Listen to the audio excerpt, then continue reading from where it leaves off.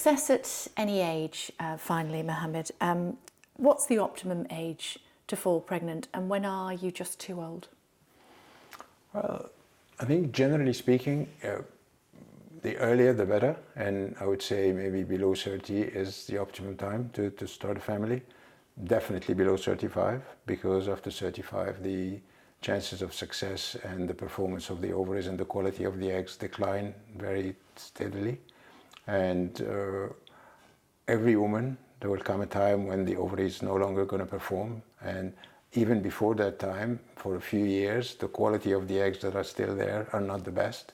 The chances of chromosomal abnormality is very high, which will be passed on to the embryo, and the embryo does not implant, or if it does implant, it's not going to give you a baby. So it's a sort of nature taking it, sort of performing in this way. So it's not an illness or a disease that we as clinicians can find a solution for it. Although having said that, I mean, there is a solution at any age, which is effectively egg donation. So any woman at any age, if she's willing or open to the idea of using eggs from someone else, can get pregnant. And we see stories in the papers every now and then about somebody 60 or 65 or even 70 becoming a mother. That's possible from a technical point of view and from an IVF point of view. I think the problems with this is the ethical side of it rather than the technical side of it. So. And what about women and men who have potentially had a health challenge earlier in life, or they're in the process of that health challenge? What's your advice to them?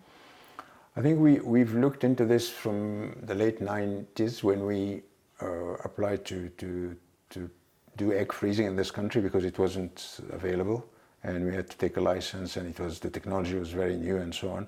The main reason for us applying for this license was to help patients in that kind of situation, because there was a reasonable number of young women who are faced with a situation that requires chemotherapy, radiotherapy and so on, and this will have a big impact on their fertility potential.